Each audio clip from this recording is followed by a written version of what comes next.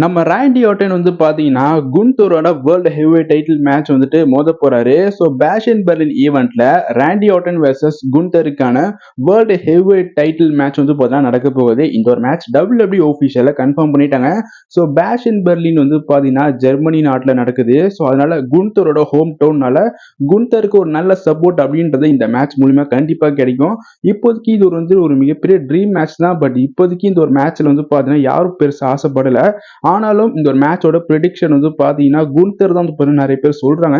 அதுக்கான காரணம் என்னன்னா இப்பதான் வந்துட்டு அவர் சாம்பியனை வின் பண்ணாரு. அதுவும் ஃபர்ஸ்ட் டைட்டில் டிஃபென்ஸா ராண்டி ஆர்டன் கிட்ட போறதுனால ஸோ இதுல வந்துட்டு ஒரு டிஸ்குவாலிஃபை அந்த மாதிரி முறையில தான் வந்துட்டு ஏதாவது ஆகலாம் பார்த்தா தெரிய வருது. எதுவாக இருந்தாலும் வெயிட் பண்ணி பார்க்கலாம்.